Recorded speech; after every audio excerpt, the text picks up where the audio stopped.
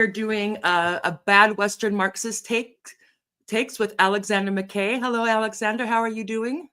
Doing good, Tara. How about yourself? I'm fine. Not bad for a fascist who, is conjuring up hate for vulnerable LGBT people. And just right out the gate, not that this is what this is about, but trans women, there's no such thing. There's males and females. There's no male women, and there's Well, no you just lost the entirety of the Western left. You've lost them. Yeah. That's it. Yes, and if stating the obvious and pointing out the misogyny and the homophobia and the capital accumulation that goes on through this gender mentality, this disciplinary regime means that Daniel Tut doesn't approve of me, Tutikit, as I like to call him, then I really don't give a flying F. But we're not here for that, really. So partly. Just partly. That's where it started with the woke bros who will trans women or women you, and how does that affect you? And yeah, it's like the rewriting of women to include men who declare themselves women in law is like no biggie. Right. I'm such a fascist. To deny this is violence. It is. I have been told by people who by him indirectly in a couple of tweets times, because when I never know what the protocol is, because for example, if I'm putting out a video and we're talking about somebody, and it's like, I think, well, it's kind of weird to tag them, and I'm kind of like egging them on. But if you don't tag them, then it's also kind of weird. And I don't know what the etiquette is. I should ask him. He's big on the etiquette. Well, I think you did the right thing. Tag him so he can stew and fester with rage about it, and then write another very passive-aggressive, slightly revealing essay that probably tells us much more than he meant to. I think so, perhaps. Anyway, so this is the agenda. I know that you are a busy man, lots of irons in the fire. So what we're going to do is, a while back, I don't even know what it was. It was maybe 2 weeks ago or something. He put out an article on, let me see if I can find it. So yeah, Loser Politics. And I'm not going to get into it too much, because you're going to get into the Marxism and ain't of it all, maybe even get at his use and abuse of Nietzsche, or his instrumentalization of that. But first of all, can you hear me okay? I should ask. Coming through loud and clear, Tara. Yes. Okay, good. Because that one time my microphone was screwy. Okay. I'm forever paranoid now. It's probably a good thing. Anyway, so he did this and Loser Politics, and he sets up this thing in his kind of case study. Turns out to be Haas and infrared, and I guess MAGA communism and the ACP and Midwestern Marx more broadly as his, I guess, example of this loser politics and, the danger and whatnot. So let's see. Eddie Liger, and I'm sorry, Eddie, if I'm saying your name wrong. He and I think, I'm going to forget his name, but there's the Midwestern Marx guys. Did a response to this piece by Tut, and they also, I think, did a live stream on it. So we don't want to rehash what they did. They're fine with taking care of their own issue. What I'm going to do, just for some fun, because somebody, when I put out the tweet, someone encouraged, what else have we been? We were accused of being anti-intellectual. And it was mean that we said that we used woke, or that I used woke bro theory, and we're just scared of a learned Marxist and all that. So I was like, oh really? Well, let me do something for you anyway. So sorry, I'm feeling aggro today. It's interesting times. Yeah. Yeah. So what I'm briefly going to do is I have decided that I'm going to do a little psychoanalysis, a little Lacanian, Zizekian psychoanalysis of Daniel Tut, based on this article of his discussion with Haas, and also a while back, he went on with Haas. Look, see, he went on bravely. Risking violence and ostracism, a thorough counseling. But after tending to his flock and, probably several hours of meditation, he decided he would go into the, the lair of the, what is it, the father of the horde, which is a badass name. I mean, I mean, I don't know whether Has gave himself that name or Tut gave it to him, but it seems like it's a good selling point. If you're going to call yourself something, tap into the Genghis Khan metaphors. Yeah, if he's trying to dissuade people from going over there, he's doing a very bad job. But I have an inkling that his actions often have reactions that he did not anticipate. Yes, yes. Anyway, so so I'm doing my psychoanalysis of him based on this discussion, the Loser Politics article. And maybe it was like 2 years ago now. I don't know. It was during COVID, I think. He invited Catherine Liu onto his emancipation. And let me tell you, if anyone needs to be emancipated, it's Tut. But we'll get to that. But you can tell by Catherine's expression that she's having a fantastic time. The discussion's going well, I've been to workplace disciplinaries with better humor. Anyway, I watched this, and just some background is that there was this thing that he, of course, was trying to make the case that the Anti-Oedipus by Deluzian is a Marxist text and it's a valuable text and blah, blah, blah. And she just wasn't having it, but he kept on pressing on, and she kept on saying at some point, like, look, give me one example of what's useful in that book for what's. And he would go on and on. And then she would ask him again. And at some point, he's like, oh, Catherine, I just want to say that I really appreciate your fiery demeanor. It's like, she's pissed, dude. Are you autistic? Can you not read cues? Apparently not. Apparently not. I mean, I can tell that just by looking at the still there, So anyway, do go check that out. It's on his emancipation. It's about French theory and his theory. So too much theory in the left or something like that. Anyway, it's well worth it. So those are so I'm being very full forward. He's never been a patient of mine. I think he should be. I'm not a licensed clinical psychoanalyst, but take this for what you do. So I'm going to do this quickly, because I wanted to give you as much time as possible to go over the Marxism and Marx ain't of it all, because he definitely wants to put himself up as a kind of a gatekeeper of what is and isn't legitimate Marxism, especially politics, is my guess. So with no further ado, Daniel Tut trained in philosophy and psychoanalytic practice. He focuses his research and writing on psychoanalysis and politics and Marxist thought, social reproduction debates, and the legacy, unsurprisingly, of anti-Oedipal politics, whatever that is. I'm guessing it comes from Deluzian. Contemporary and historical liberalism, Nietzsche and Nietzscheanism. I guess it's a too simple thing. Well, I guess those other different things. And the social power of the intellectual. Maybe that's why he was cued in on Haas. Like a moth to a flame, baby. Yes.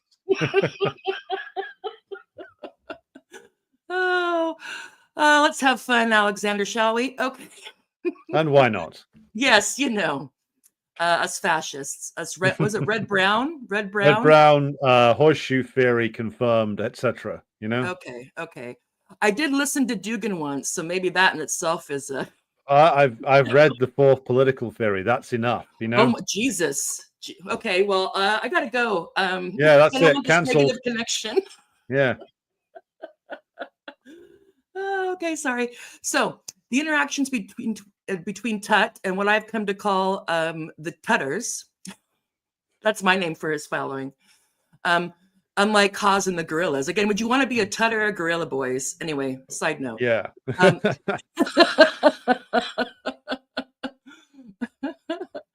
Learned. And Haas, infrared, and the ACP, so the American Communist Party more broadly, began, as far as I'm aware, what came to my attention when Tut tweeted concerns about the red brownist or reactionary tendencies he saw in their movement. To his credit, however, which he will tell you about at length, he accepted Haas's invitation to appear on the stream to discuss Marxism and psychoanalysis. My psychoanalytic take on Tut will draw from that conversation, his earlier dialogue, to put it friendly, with Professor Liu, and his article on political losers. That is the main. I'm just the entree. That's going to be the main course that Alexander's going to have some fun with. Let's see. And so I'm going to do that, and Alexander will dissect in more detail regarding the Marxism, or perhaps the Marx ain't of it all. So in his appearance with Hawes, as I played a bit, people are just tuning in now. Before Alexander and I came on, I played his opening salvo, which is really, I think, quite enlightening. And good. It's good for a laugh. I don't think he meant it to be funny, but I laugh whenever I think about it. Anyway, so that could be my problem. It probably is. Tut opened up with what I would call a performative disavowal of Hawes's movement, framing his participation as a risk to his reputation. The framing immediately signals a deeper psychological dynamic, I would say. Lacan's theory of the gaze offers a clue. So Tut imagines himself as being watched and judged by the big other. This way, the left that he was worried about being canceled by, the comrades that he consulted, his gay friends in the South who were brought to tears by a tweet. So he has all this in mind while he has to make sure he checks off, in my mind, every box, make sure, okay, I said the fascist thing, I said the homophobic thing, I scolded you, I did all this stuff, and so now I'm cool with having a conversation. So this kind of performative self-consciousness, I argue, is central to understanding his intellectual posture and his discomfort when engaging with more populist, dangerous, enjoying, maybe more alive, vivacious political movements. So the fantasy of the Decaf safe left, and here I'm playing off of Zizek, and people know Zizek often replays his greatest hits in his publications, and so one thing he likes to talk about is decaffeinated politics, or this idea that liberals in particular are safe leftists. Maybe there's one and the same thing. Think they can keep the good get rid of the bad with and keep the good. So maybe a revolution without revolution, politics without actual politics, capitalism without the inequality, etc. So I presume that there's a working here that Daniel may not be aware of, that he really desires or wants the safety of a kind of decaf safe left. So he seems deeply concerned by co-optation by the right. Just the aesthetics of it, just the look of it is enough. I think is a big concern for him. So he's concerned about that, particularly populist movements like MAGA and MAGA communism. This aligns with Zizek's concept of decaf ideology, politics without the kick, leftism stripped of its libidinal charge. His project appears invested in maintaining a sanitized, respectable, learned, polite, devoid of any dangerous possibility of excesses of enjoyment. So he actually thinks, I think what he gets, at least consciously, why he does this unconsciously, we can only imagine, is he seems to think that you can have a successful left, sans enjoyment in the Lacanian type of way, that there can be a left without a left politics of enjoyment. I can get more into that, but maybe next time. But if you want, you can look up Todd McGowan's work. He talks about that. He's a bit of he's quite woke as well, but his work is still good on this. Although typical, their blind spots are themselves. So Todd McGowan's work is quite good at dissecting the politics of enjoyment on the right. So libidinal political economy of enjoyment on the right, not so good on the left, but go figure. But Tut critiques Hawes and infrared as embodying the father of the horde figure, a warlord of unrestrained enjoyment. Thinking back here to it's been a while since I read Freud, but the kind of the primal father needs to be slayed for there to be, I don't know, for the rest of, what is it? So that the rest of the lefties can somehow have a more managed enjoyment. I don't know. So yet his critique reveals more about Tut's anxieties than it does about Hawes.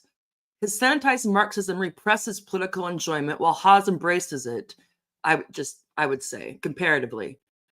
This dynamic underscores Tut's fear of losing control, a fear mirrored in his broader project of decaffeinated leftism, safe, acceptable, suitable for work, that doesn't offend anybody, that gets every pronoun right, has every flag that you should have, etc. and etc.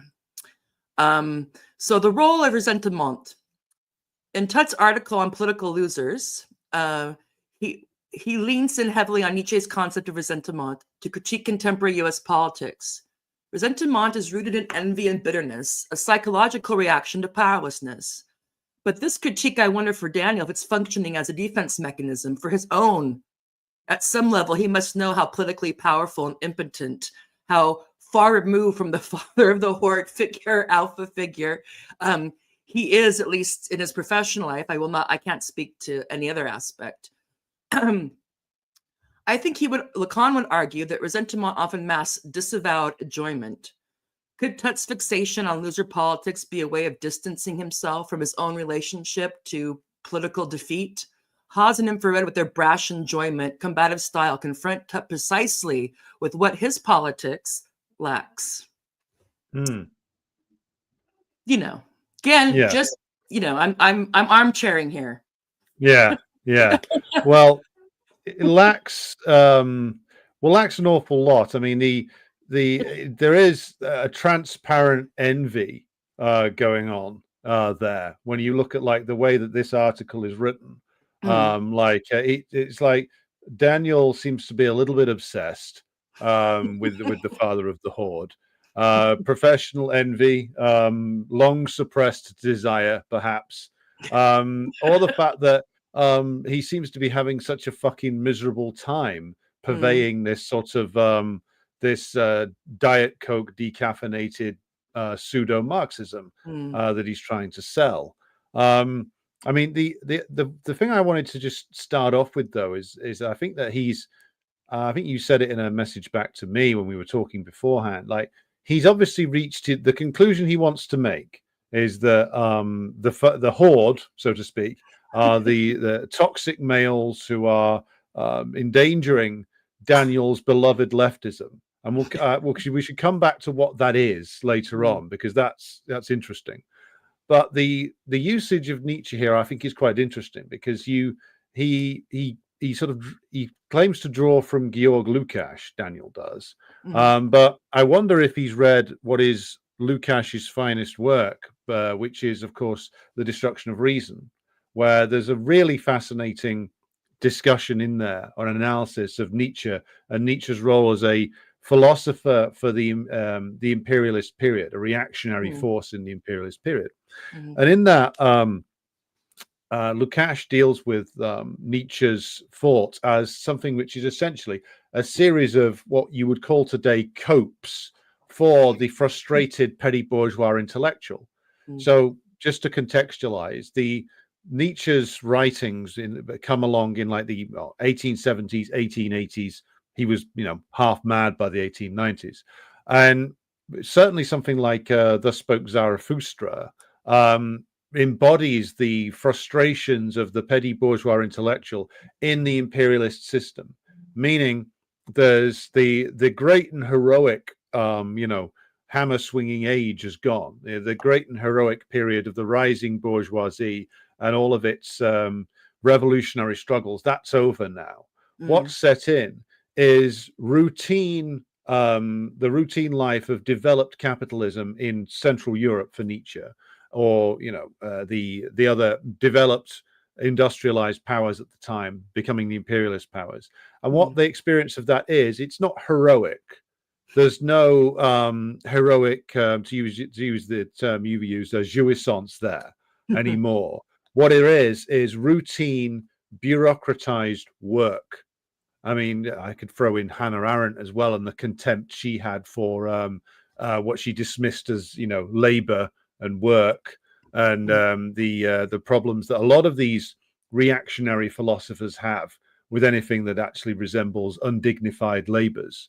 And so for the sort of romantic intellectuals of this later period, Nietzsche is the sort of the beginning of this new reactionary tradition, because he embodies all of that frustration at his place within capitalism that is, again, as far away from being heroic as possible, which is deprived of enjoyment, which is because he's a petty bourgeois, sandwiched, as Marx and Engels observed, between the big bourgeois who still get to enjoy the profits of capital and enjoy their status, and the rising proletariat, which he hates and fears and wants to desperately get away from. I mean, maybe I'm getting into what Daniel sees in Nietzsche here with his whole horde comment, you know. But that the interesting a thing is, desire like, that dare not speak its name. yes. But it is it is very much Mm. running all the way through Nietzsche, like this loathing and fear of the proletariat, and he's very explicit about it in Thus Spoke Zarathustra. He's very explicit about it, and the fantasy of the Übermensch within that is the fantasy of the frustrated petit bourgeois, because the Übermensch gets to stride forward in a typically muscular fashion and proclaim his own set of values in defiance of every single societal norm, in defiance of what Nietzsche identifies as creeping socialism, or the ruinous egalitarianism of historic Christianity. The Übermensch gets to just decide all values completely separated from every single other societal connection, which is a key fantasy of reactionary thought. I don't know if it begins with Nietzsche, but certainly it's more developed in Nietzsche and runs to this day, which is the idea that we can set up this new political movement and we can sever all connections with everything else and the past, and we can just by force of will we can reconstitute either ourselves or the polity. And this, of course, gets into the Jordan Peterson realm.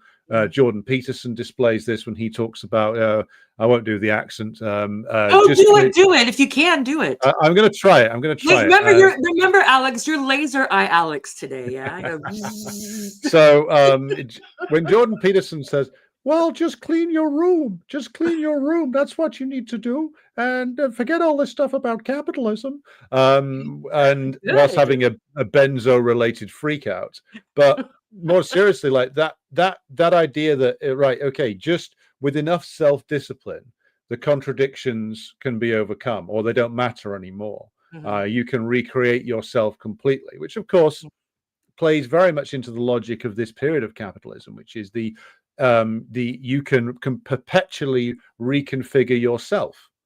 And in many ways, you could say that Nietzsche was something of a visionary there, because that's what people are asked to do. I think the first time I came on your program, we were talking about the transgender sort of cult. Yeah, how the left was transed. How the left was transed. And that is essentially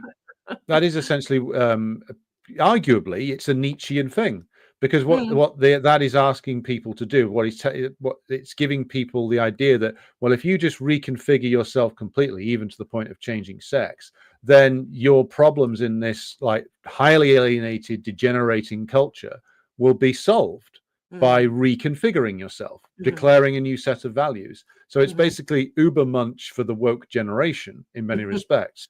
But to go back to Daniel Tutt's usage, go. Yeah, I think this is. That's why I have him on. Yeah, I don't mess around with my guests here on this huge channel. By the way, that actually reminds me. Please do like and subscribe.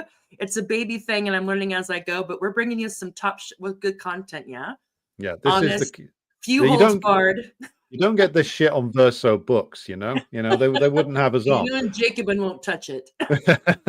But Tutt's usage of Nietzsche here, I think he's clearly looking to intellectualize his conclusion that he's already reached, which is that his analysis of Nietzsche, I think, is very obviously very much inflected through the American right's usage of Nietzsche. And the American right's usage of Nietzsche sort of flows through Ayn Rand and other sort of libertarian type philosophers, where, yes, like there is this element of where they just say, well, everybody who can't adapt is a loser. But I think there's a lot more going on in Nietzsche than Daniel's developing here in this particular essay. Now, the point about the political loser, I mean, he sort of gets lost in this, because, like, on the one hand, he has to acknowledge that the political party, which I don't know whether he's been explicit in saying that he votes Democrat, but he very much comes across as if he does, or he would justify it in very similar terms to people he criticizes in this essay, such as Jacobin and the DSA. Certainly, that's just to pause you there for a second. He only cast aspersion on. He only used his dad. So after the election thing, he tweeted his dad's tweets because his dad was a Trump voter. So I'm guessing that he was, he didn't tweet anybody saying, yeah, my guess is, that he probably voted for Kamala because, he's a learned, appropriate, respectable, sophisticated Marxist. And what the only thing those people could do was to vote for Kamala, of course. Oh yes, of course. You vote for the woman who instituted slave labor firefighters in California, and hasn't that gone well? Yes. So he gets kind of tied up in knots, as he seems to do quite a lot, because he has to acknowledge on the one hand that Hillary Clinton and Harris as well are guilty of basically standing there and saying, well, if you don't vote for me, you're a bunch of losers and you're a bunch of reactionaries, and we don't want you anyway. Basically, so he has to acknowledge that.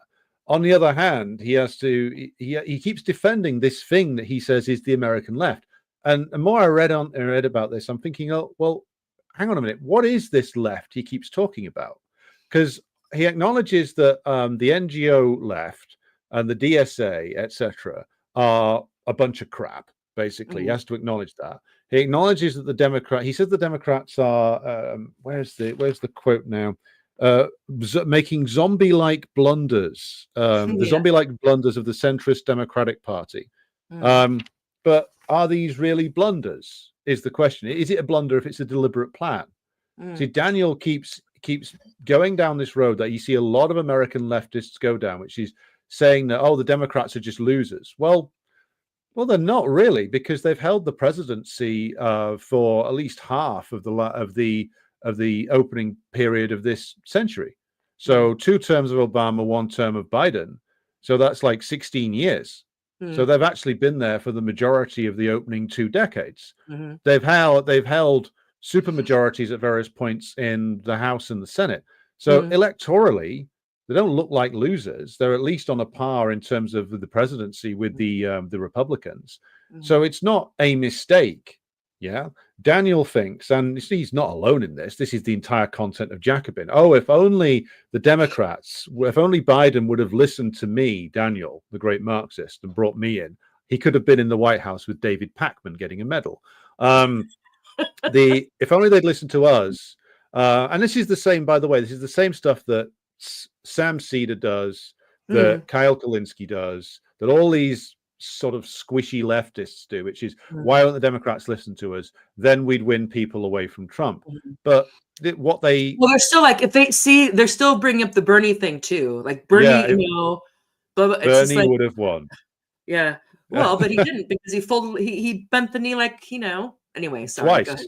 Yeah, so they're living in that. They're like those Civil War reenactment. Bernie reenactors. They all meet up and to have a craft ale on a Sunday. And over here it's the Corbyn thing. Like, if only sorry. They're still out there. The Corbyn people are still out there, waiting for the return of the prophet from the desert. But what he seems to want to do is to defend this concept of the American left, which I think is a big problem for him, because what he's trying to defend really basically is a left which is tied to the Democratic Party. And when he uses language like blunders and stuff like that, the Democratic Party is blundering by not listening to me and the leftists. What he's giving away is the fact that what he wants is for the left to basically be the think tank for the Democratic Party. That's what he wants. And he wants to be Mr. Big Serious Intellectual who gets to sit down and tell those senators what's what, and what's lacking in this article, for all the fact that he keeps going on about the left this, the left that, the left the other, he doesn't seem to understand that the reason why the Democratic Party has no interest in listening to him or the DSA or anybody, however kind they may be. Yeah, however holistic they may be in their pronouns. They don't need to listen to the left, because the left is something that the Democratic Party owns almost completely, and has done. Well, how far do you want to go back? I mean, my argument would be they've probably owned it completely since at least the 60s, since the subordination of the old CPUSA due to state repression in the 50s. Pretty much the CPUSA after that slowly got absorbed by the Democratic Party, and the other institutions and movements that existed outside of it got crushed by the state. Black Panthers and others in the 60s, etc. Mm-hmm. So what's left by the 80s and the 90s is a left which is literally tied to nothing, the left wing of the bourgeoisie. I mean, Marx makes this comment with regard to the working class politics in the French Empire of Louis Napoleon after 1848, which is that the coming to power of Louis Bonaparte, he's described in Marx's 18th Brumaire, is such a disaster for the working class that essentially working class politics gets eliminated for a generation and gets subordinated under the left wing of the bourgeoisie. And that's what's happened in the United States. Like the defeats of the Communist Party and then the defeat of the wider working class has made it so that there is no independent working class politics in the United States. There's various different labor struggles, that's true, but in terms of a political entity, the working class has been subsumed under the left wing of the bourgeoisie, or that's what it is being told its role is by the leaders of the CIO, by the various different NGO leftists, by Daniel Tutt. It's basically to support the Democrats and shut up. And then they get very angry when bits of the working class, by no means all of it, I mean, the biggest chunk of working class votes went to no candidate in the last election. But a certain section of them go off and vote for Trump, and then Daniel explodes in rage and frustration, and he keeps wanting to defend this thing called the American left. But any objective assessment of the American left will find that it's just the left of the Democrats. It's just the left of the bourgeoisie. Because what does it stand for? What does Daniel spend his time defending?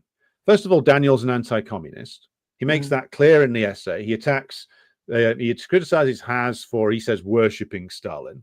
I would say he probably accused me of the same thing, but I'd say we're not following a religion here. We don't worship Stalin. We study Stalin and the Stalin period in a serious fashion. Daniel should as well. He shouldn't, if he's serious about his trade, what he should do is actually study this and interrogate the writings of Stalin and the Stalin period. He might even learn something from it. He might even learn something about working class politics. If it's true, but you have to know that I'm sure where he is that's not suitable for work. So that would cause problems with the comrades and everybody else. The faculty at the faculty wine and cheese event, that would probably get you very ostracized. But he criticizes Haas and Infrared and Midwestern Marx and the ACP for, he says, worshipping Stalin, for defending the DPRK, for supporting the Russian special military operation. He makes the claim, Tutt does at one point, that Haas and the others claim that Putin is on a path towards socialism. Now, I will confess, I haven't watched all of Haas's content, so I don't know if he's made that claim. I can only speak for myself, though, which is that if you analyze the situation in Ukraine, one has to come to the conclusion that it is the US imperialists who have been the aggressor force, behaving in the most cynical and cowardly fashion possible, which they always do. And but again, like, Daniel's just doing his job of like reinforcing the left wing of the bourgeoisie's talking points when it comes to that. So to come back to the point where I started here, which is that what is this thing called the American left that Daniel's so keen on defending? It's just the left of the bourgeois. That's all it is. There's no working class content to that politics whatsoever. He speaks about, in the essay, the need to address the problems that have made a section of the working class vote for Trump. But he doesn't seem to have a clear understanding of, like, well, why is it that a section of the working class would vote for Trump in the first place? Why is it that they loathe the Democratic Party? Why does an even bigger section not want to vote for either party? So he doesn't seem to understand any of those problems, what the historic defeats of the 60s, 70s, and 80s led to, and like why or how it needs to be addressed, or the need to actually, and he keeps going on and on about how Haas is attacking the left, you're attacking the left, and that, but that's exactly what you need to do at this stage. Like, clarificatory lines do need to be drawn, whether we are in Britain or in the United States, which is, okay, well, this thing called the left, this hasn't worked. You know, if this was meant to revive working class politics, it hasn't worked. If this was meant to if we take Daniel at his word that he wants to prevent the harm done by the evil Republicans, well, the left's not done that, has it? You know, it's not done that at all. So then an interrogation needs to be had as to, well, what is this thing, and what value does it have? Because it doesn't seem to have any. If it's failed even on the terms that Daniel outlines for it, if it's failed to mobilize the working class behind Saint Kamala of slave labor fame, if it's failed to defend against the ruinous rampage of Trump, then clearly it has no value. It has no appeal to the working class whatsoever. So what the thing to do if you were looking to rebuild working class politics in the United States is you need to understand via criticism what has come before. And therefore, it's exactly those in the United States who are interrogating and criticizing the pre-existing left formations. Well, that's entirely correct, because they've all failed, even on the terms that they themselves outline. So what he seems to be defending is his vision of leftism, which basically wants to go back to the kind of relationship that the CPUSA thought it had with FDR's Democrats all the way back in the 30s, only to have the rug pulled out from under them spectacularly in the 40s.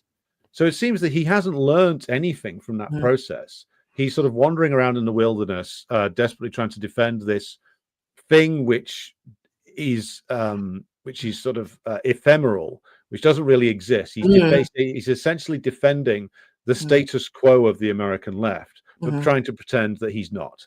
Yeah, and I don't want to get too far afield, but just again, because he brings up, all the people that he name drops when he's talking to somebody, and it's like you could say to him, like, this left you talk about doesn't exist. Your desire for it exists, and you spend all your time dealing with what they would call, the obstacle. So either somebody that's preventing it, or somebody that like Haas, or whatever it is, and so that is what gets him going. And not realizing that if he ever got through all these obstacles that he sets for himself, or the left sets for itself, they would get to an open box, and it would be not full of nothing really than what you said already. And they don't want to confront that, I think. Well, he doesn't want to. Yeah, he doesn't want to confront the fact that the barrier to his version of leftism succeeding isn't Haas.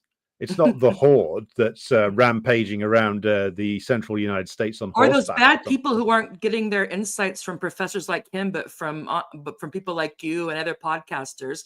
God forbid. Did he mention like that 3 times? He's concerned about that. Yeah, well, of course he is, because he's a fully licensed Marxist by the state of Wisconsin, or wherever it is that he's from. And how dare you not listen to him? But a lot of it is basically just professional jealousy, and the fact that Haas and Co. have built like a large scale like online community. I mean, he goes on and on about this mega communism thing as if, but I mean, he clearly hasn't been paying attention recently, because I've spoken to one of the Midwestern Marx comrades, Carlos Garrido.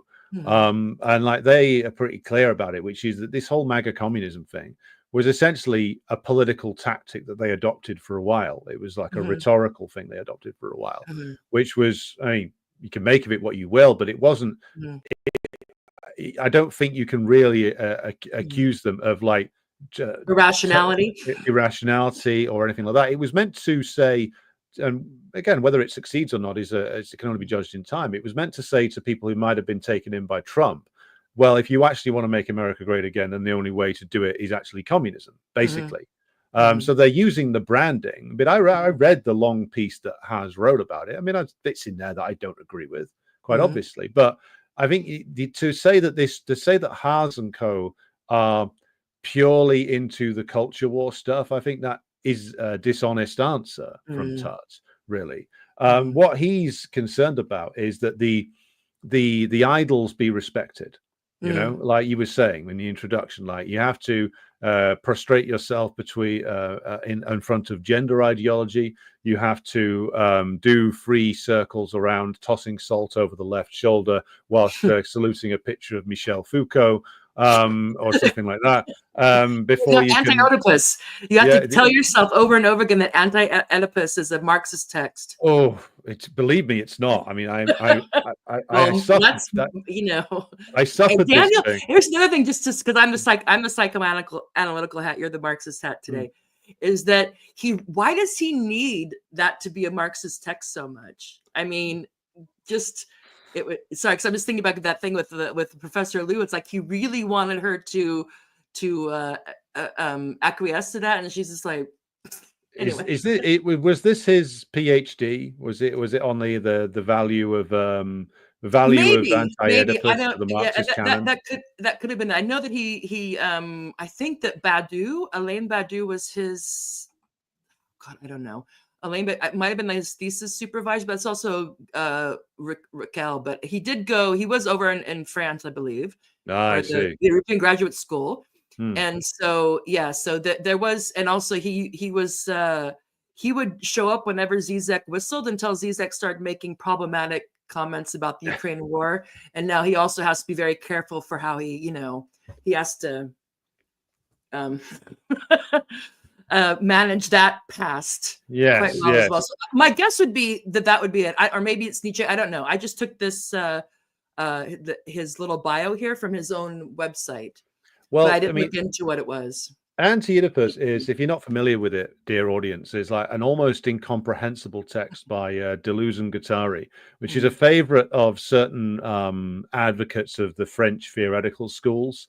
And I was forced to read it as a third-year political science student, and my brain almost leapt out of my ears because it takes like all the worst aspects of like French theory, sort of being incomprehensible, deliberately dense, etc., and sort of concentrates it in one work. And the guy I had teaching me, I forget his name now, was a similar Tut-like figure who advocated that this was the greatest Marxist text written in the last 50 years. And I thought to myself, I doubt that.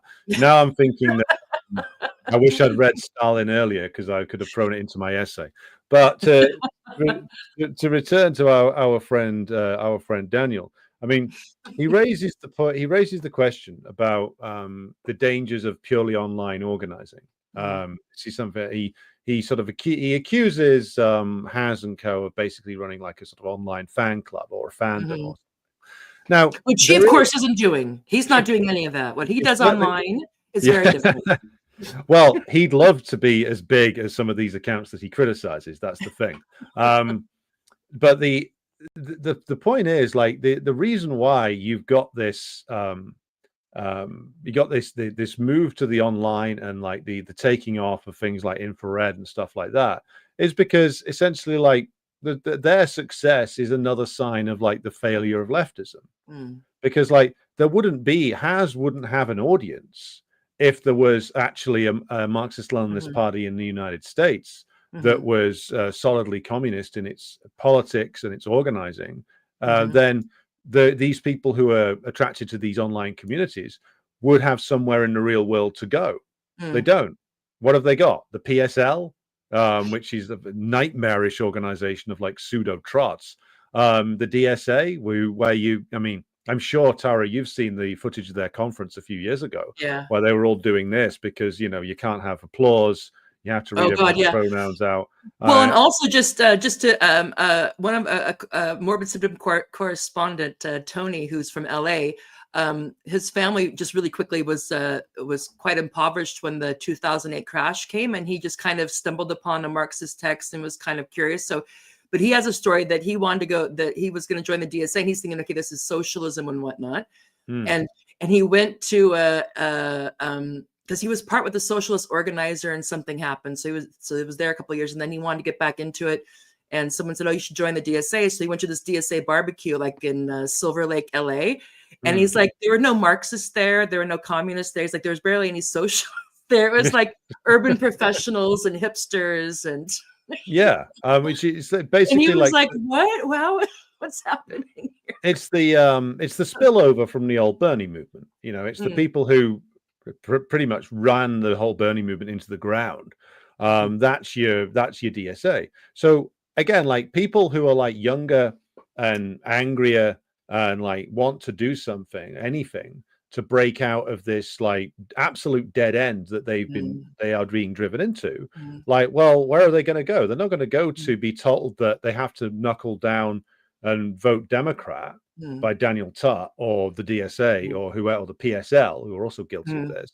They're going to go to at least somebody who can articulate that there is a problem and why, and give and at least, whatever criticisms can be made of at least he does encourage his audience to read the Marxist classics, which Daniel Tutt doesn't do, I note. And also doesn't actually deny the real world achievements of what we call actually existing socialism. But Tutt, because he's an anti-communist, does deny all those things.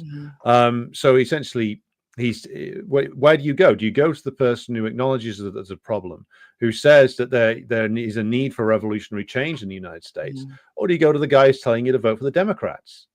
And the Democrats, if mind your pronouns. Yeah, mind your pronouns and vote Democrat. And be super excited about every minority sexuality that comes out the pipe. Yeah. Super excited. Because you've never had as much consumer choice to reconfigure yourself in a distinctly Nietzschean fashion. Be excited about that. Why wouldn't you? And if you're 20, 25, something like that, like you've grown up and you're in the United States, you grow up under like 2 terms of Obama, really, like you came of age under that. So why would you be impressed by somebody telling you to vote for that? You wouldn't be. You wouldn't be.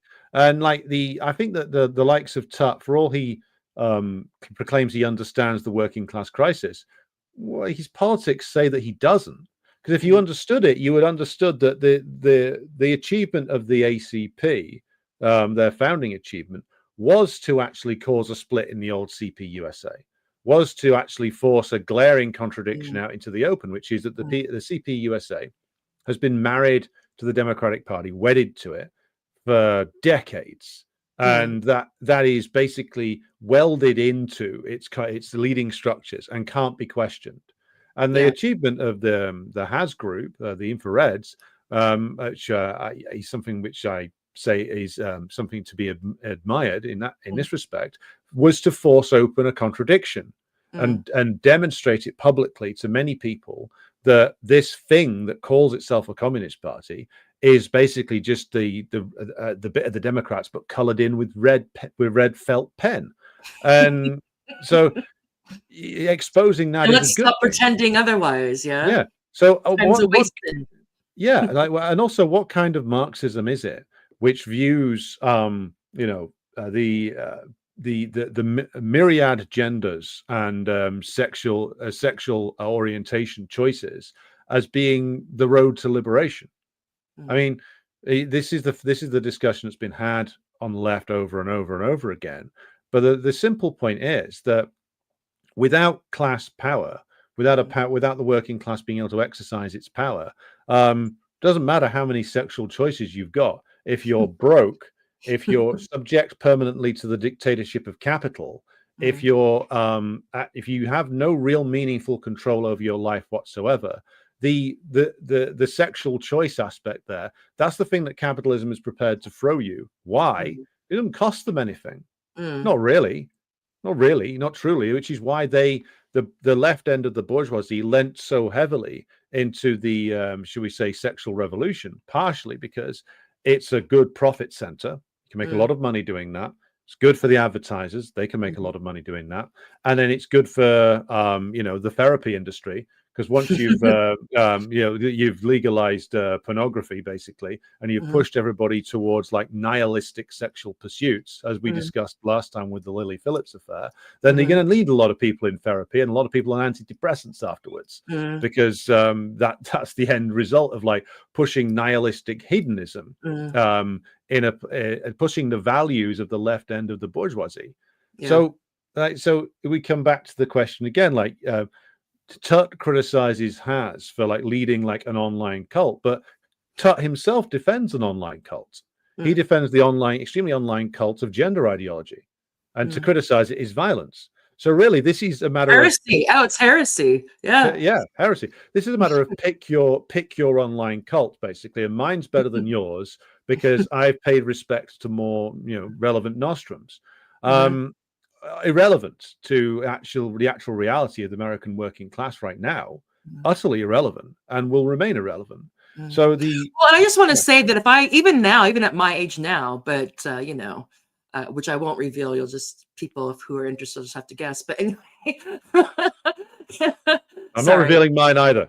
Yeah, it's a secret, although I can do my roots. But however, if I'm just thinking like that opening salvo that I played before we came on, and I was to watch that, and I was to watch something of Haz's, and I was to watch something of yours, I can tell you who I would not be turning up to a second time. I mean, if people like Lindsay and those guys really want to sour people on socialism, they should play people that Tut video. You know, that first 4 minutes. It'd be like, whoa. I mean, some people would like it, you know, but most people would be like, yeah, no, I'm not. If that's what this is, then hard No pass. thanks. Yeah. Yeah. But he doesn't realize it. It totally does not. I mean, doesn't sink in.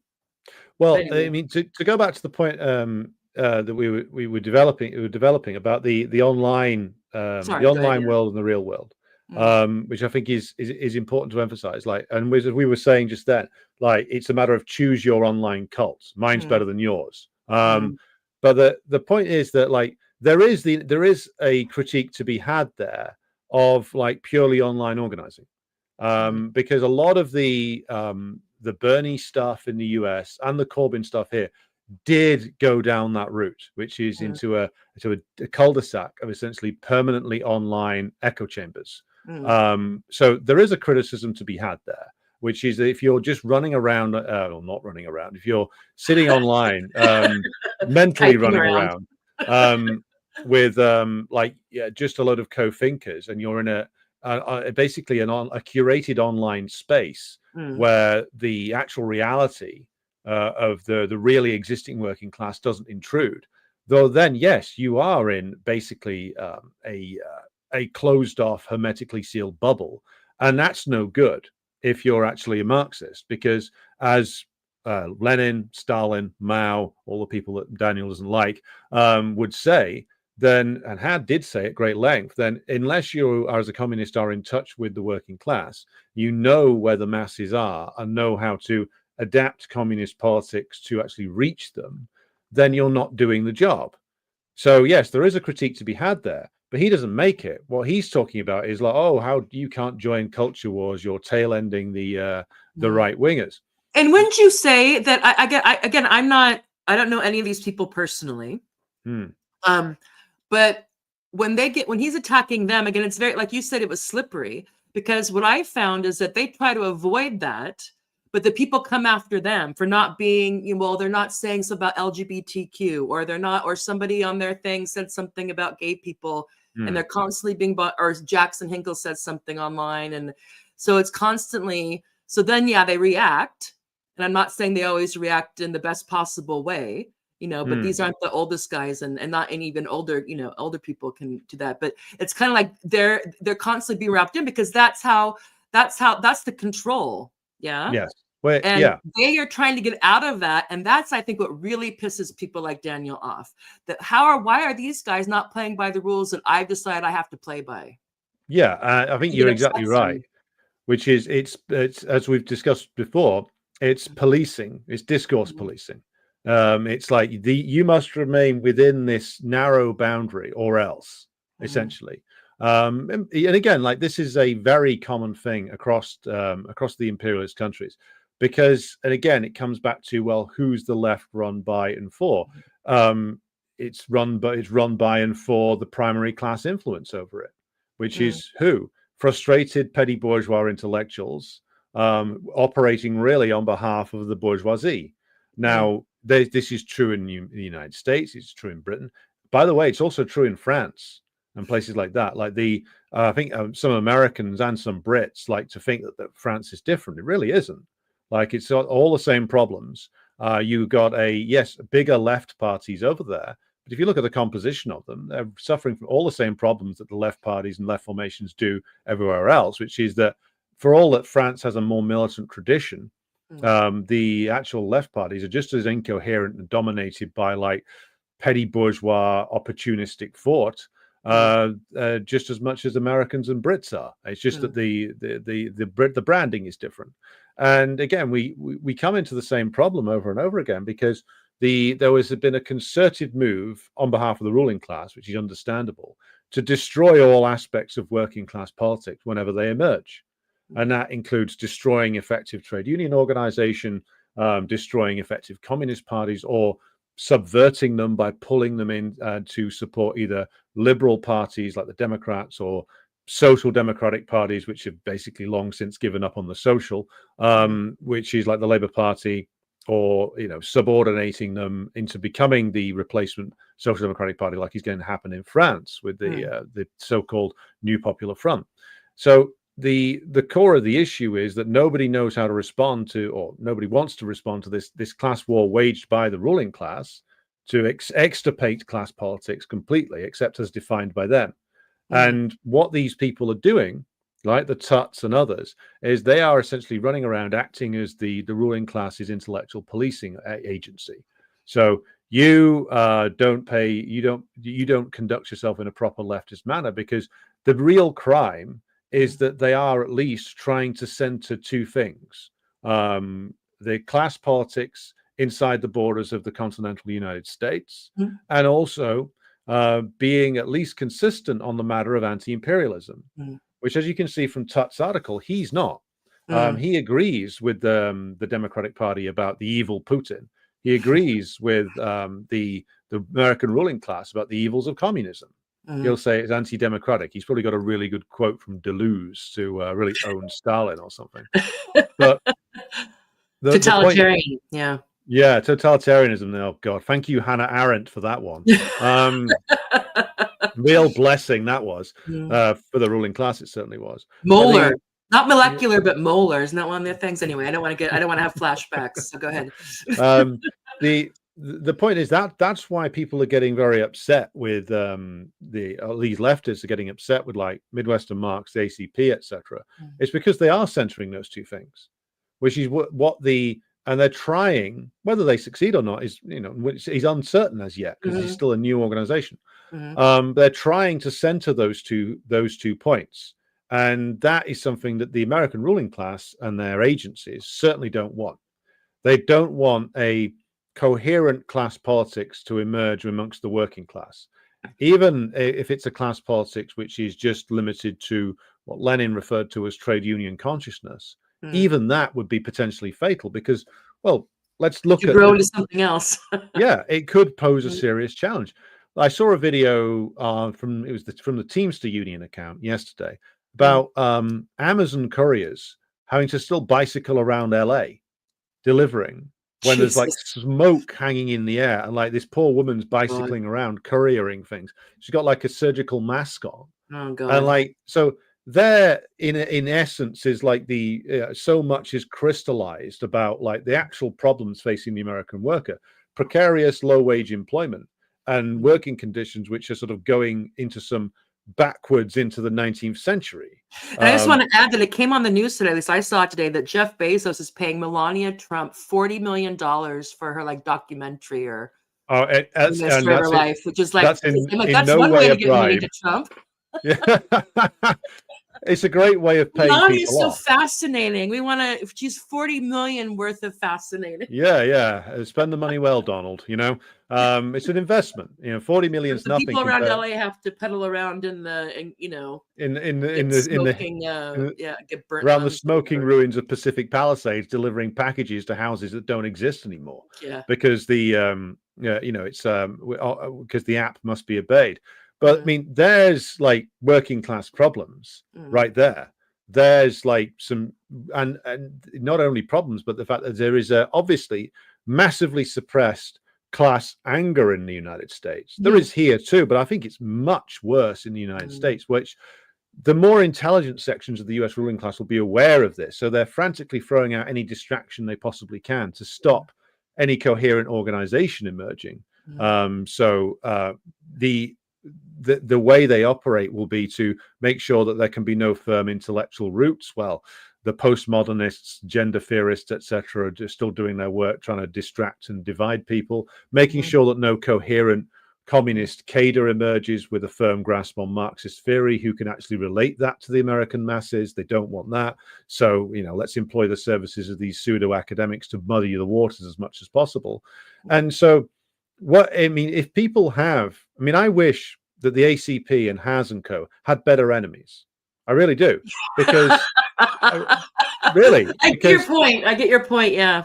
Because Daniel Tutt and Co. aren't good enemies to have, not in a serious way, because if you're looking to set up an anti-revisionist, Marxist-Leninist, communist party in the United States right now, you need good criticism.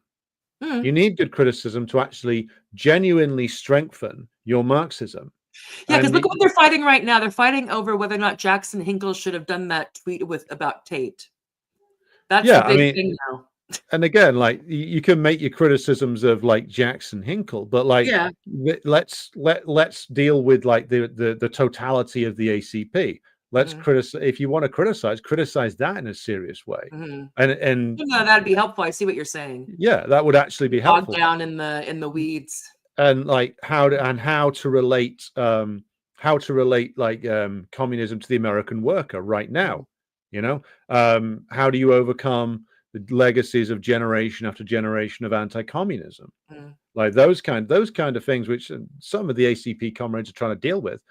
Talk about that, not this constant attempt to just push everybody back to the Democratic Party, which is all that Daniel Tutt is doing, disguised as with this sort of concern trolling about, oh well, you shouldn't be replicating the language of the right, etc. But the fact is that what Daniel tries to do, and again, it's the same trick the DSA plays, is that any criticism of the pre-existing left must automatically come from the right. It can't come from the working class. It can't come from Marxism, because we own Marxism. We Western Marxists. So the fact that they are playing this role really aids the ruling class, because what the ruling class wants to do is to do two things. First of all, keep the working class in the United States as far away from Marxism as possible. And you do that by tainting people's imaginations as to what Marxism is, and tainting their minds as to what communism is. And secondly, blame all the problems of capitalism on communism. So the class, this is what Elon's been doing for the last few days in his interview with the AfD woman from Germany. Saying that, Hitler was a socialist, that's that thing is coming right there in the name. Yeah, right there. He said socialist, therefore he must be one. But that's a tactic, you see, because what you want people, because Pierre Poilievre, the Canadian sort of sub-Trump, who's probably going to be the next Canadian Prime Minister, he does this too. He's he describes a load of problems of Canadian capitalism, such as escalating house prices, such as woke culture and stuff like that. And he says, this is all communism, which is this is the standard trick. And they've been doing this for decades. They know what they're doing. What I heard the other day on this, I heard a new one. It's probably not new to you, but I was watching something, what's it called? That Thaddeus Russell unregistered or unrecorded. It was on Twitter the other day. And he was making the claim that the origins of neoconservatism are Trotskyism, and that Trotskyism, and there's no meaningful difference between Trotskyism and Stalinism. First point, yes. Second point, no. And I was so again, this thing's even if you want to critique neoconservatism, what you're really critiquing is communism. It's this hidden communism. And I was like, what? But anyway, that could be for a bad libertarian take with Alexander. Yeah, bad libertarian takes. We might be here all day. But the point about you can see it in Tutt and others' writings why they fall into the neoconservative school in the end, because what it is it's not just him. It's all of the American left. Once you've agreed, as they all did after 1940. In the manner of Max Shachtman and others, that communism is the primary evil, and it's more evil than anything the US gets up to. Well, then you're on the road to just becoming a ruling class intellectual, which is what a lot of them want. And once you've gone down that path of rabid anti-communism, then you are always going to end up serving the ruling class, no matter what your intention might have been. It's all of the Trotskyites in the early 90s, when the Soviet Union collapsed, were like, finally, we can fight for real socialism in the West. Finally, we're not tainted by the evils of Stalin anymore. The moment has come, brothers. 30 years on, how are we doing? You know, how are we doing? Didn't go very well, did it? Because, as you were saying earlier, we finally removed the barrier, and it turns out that the barrier was the thing that was actually supporting us in the first place. And that without that being there, without the Soviet Union being there, for all of its problems in the later years, like Western socialism just went and fell apart. All the supports for it all just disappeared, and it took the Trotskyite groups down with it. And it took the likes of Daniel Tutton, his sophisticated Deluzian socialism has no purchase either, because like the center of world revolution disappeared, and therefore all the things that were built around it, even those that proclaimed their opposition to it, were dependent on it. And so you end up in a situation where the fight for real socialism, where it lasted about 5 seconds, and then the fight for real socialism becomes vote Democrat. Yeah, and then you get the neo-Marxist stuff about agonism with what's her name, Leclau and Moof and all that stuff, and this third way and all kinds of things. Yeah. I want to be conscious of the time. I think you have about 10 minutes before you have to. Yeah. Okay, so is there anything in particular you want to get to about this article? Well, we haven't yet. Do you want to get back to go ahead. Just to go back to the point about his critique of like the Has and Co. as like online provocateurs, etc. So like, but he also says it's irrationality. He's very concerned about the irrationality of this field of. From a man who defends gender ideology. It was confused, so they're confused and they're irrational. Yeah, well, this man defends gender ideology. So, like, what are you going to do? He wants to talk about irrationality, but there's a point to be explored there, which is interesting, but he doesn't explore it. Which is that in this space that exists in the online world right now of like multipolar theorists. There's a lot of them around, all kinds of people doing this sort of multipolar take economy now. There is within that a lot of like appeal to irrational philosophies. So Dugin is one example. An irrational. He's getting more and more kind of. Well, I had to stop following him on Telegram because it's just like absolute crackers stuff. Like, apocalyptic end of the world visions from a guy sitting behind a desk at a Moscow university. But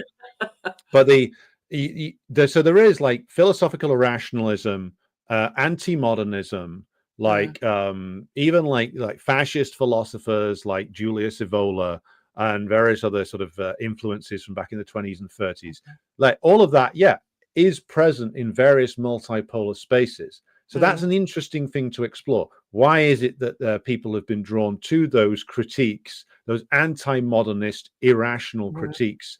Why is it that people are getting invested in those? And if you look at like the way that these have been, I think partially it's promotion. I think the algorithm does push them far more than it does the likes of you and me.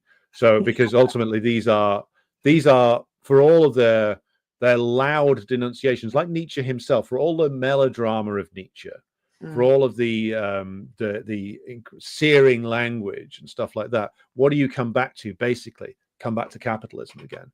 You come back to class society again. You come back to to serving the bourgeois again, for all the resentment that Nietzsche has as as a representative of a petty bourgeois intellectual. He comes back to serving the bourgeoisie again.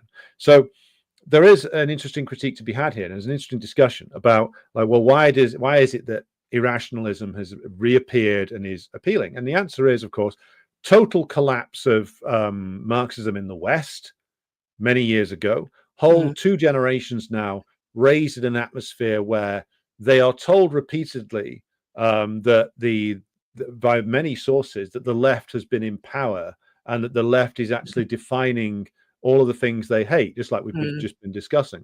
And then therefore, well, if you think that Tony Blair or Barack Obama or Joe Biden is socialism, I mean, Kyle Kalinske told me it was, then and you're Crystal's pool boy, sorry. and you're looking at it and you as particularly those who are younger think that, well, if this is socialism, well, fuck this, then I'm going to investigate, all kinds of like reactionary stuff. Mm, And then you fall into like reactionary critiques that are supposed to be critiques of capitalism, but in the end only end up reinforcing hierarchy, private ownership of the means of production, etc. mhm, And so this is a big part of the reason why these have become popular in multipolar circles, because you mm. examine some of these and it's like, oh, the problem with the West is it's just too gay, or it's like the reason why Women have too much power. yeah, those gays have ruined the West. The famously non-gay civilizations like the Greeks and the Romans, of course. Um, um, uh, but this is a response to the perceived the perception of what leftism is, which Tut personifies, and also the perception that since the 60s that the left has been in power. This is Peter Hitchens' beat. Mm, This is like when Peter Hitchens goes on with like Konstantin Kisin and says in his usual drawly fashion, "I have given up. Keir Starmer is much more of a communist than Jeremy Corbyn." That's another one of his things. mhm, The what you see is like people watch that and think, well, it must be true because Keir Starmer's in power and the mhm, Democrats were in power, etc. mhm, What this is designed to do is to obfuscate and mystify actual class relations, mhm, and to take the Labour Party and the Democrats at their word that this is the left. Whereas in mhm, reality, and of course the leftists are doing the same thing, saying, look, there's this rising tide of fascism purely personified in the right-wing parties. And mm, again, like both of them are invested in keeping people on this treadmill, which mm, is running perpetually towards something which you'll never reach. mm, Or maybe the more accurate way of describing it would be to keep them on a running track, running mhm. around permanently, chasing phantoms, like Yeah. chasing misrepresentations of what fascism is, chasing the cartoon version, or running Mhm, away from the cartoon version of communism. mhm, But in reality, you're just on a track that has been defined purely by the ruling class on the right, the ruling class on the left, who are really just shaking hands together and mhm, manipulating this whole situation. I'll just finish on this point, which is that earlier on I did a discussion early on today. I did a discussion with friend and comrade Kit Klauenberg about the Elon Musk criticizing Nigel Farage and reform. And what you actually find is that behind all of this lie ruling class machinations within Britain itself. And they bring Elon in to be the big bad guy, to mhm, cover up machinations, to merge Conservative mhm, Party and Reform and reconstitute something. mhm, And they get the rightists and the leftists all screaming at each other about various different things, mhm. whilst the deals are all done behind closed doors to shut them all really out of bourgeois politics completely. Yeah. But give them all these fights to have them all running round. And this is the trick that is, of course, perpetually pulled. And it's a trick that the likes of Tut and others on the left play their part in. And Mm, this is why they're getting so angry, because, again, for whatever criticisms you want to have of the ACP does represent a break with that. mm. Again, Something whether new, it, Jesus, yeah, finally. something that's a break with the wretched traditions Mhm, of like the American left. So mm. again, I will conclude by saying I wish the ACP had much better enemies and much better critiques to deal with than the likes of Daniel Tutt and his alphabet soup brigade. But the fact is that it's clear that something has been done right in the United States, which is that finally a break has been made. Mm, Finally, a contradiction has been forced out into the open, mhm, and things are starting to slowly move. And as the class struggle intensifies, then in a dialectical fashion, that will then interact with the ACP and others and mm, bring that away from being purely something which started as an online movement mhm, into real world class struggle. mhm, And if that starts to happen, then you'll see the more serious arm of the American state mhm, move into action. They won't mm, have to rely on their hired guns like Daniel anymore. They'll be mhm, bringing in the heavy mob of the FBI and the free letter agencies. mhm. But when that happens, that level of repression, which has been Well, unleashed in the CNN past, CNN did something on them that was, yeah, a hit but job. Yeah, yeah. yeah. So that, So I think that in itself is a sign that they're getting somebody's attention. yeah, and Yes. that can only be a good thing, Hmm. really. And so The only as good bad press is no press. yeah, exactly. And as I say, as the class struggle intensifies, organizations change and shift. We'll find out who's serious about actually doing work within the class struggle, and who wants to just sit online and and spark controversies. And the organization of the ACP will change and shift over time, and that's why I see it as a positive thing that the break has been made. Yeah. Great. Thank you so much, Alexander. You lived up to the graphic. And I have to say, I was a bit, when I had this idea yesterday, and so I shared it with Alexander, and I thought, I don't think he's going to sign on to this. But you did, because you're badass, man. Well, I need to remodel the beard. I need to grow it a bit, and I need to get a haircut for that to work. Well, you know how AI is. It was like, I'll share with you the other ones. I was like, it's kind of funny. They all made Daniel look too handsome and powerful. So I was like, I'm gonna have to use a fake. I'm gonna have to use a fake. Well, not. So I'm like, okay, I'm gonna have to use the real him, and then I'm gonna have to. And then and I thought, oh, I should make. Anyway, so I enjoyed this, and my son was like, "What are you doing?" I'm like, "Whoa." He's like, "You're like 18." I go, "I know." Anyway. But I was in the spirit. Thank you so much, people. This on the screen here is I just have Alexander's X account, but if you go there, there's a link to the other stuff. You're doing live streams, but 3, 4, sometimes more times a week. Really good between 3 to 5 times a week at the moment. He brings a Marxist-Leninist, as you've seen here, no nonsense, honest, few holds barred type of take. I would suggest you look into that. And also on his website, which you can find through the X account, he has a lot of online videos and whatnot if you want to get into the classics. All right. Well, thanks, Tara. It's a pleasure. Thank you so much. This is fun. And we'll have to do another show where we go through the hate responses and how many people we made cry and all that. Let's read the hate mail. Yeah. Take care, comrades. See you next time. Thanks, comrade. See you later. Bye. All right. So that was fun. I see we have lots of comments, and I am sorry because he's gone and I'm on my own here, and I'm going to have about 10.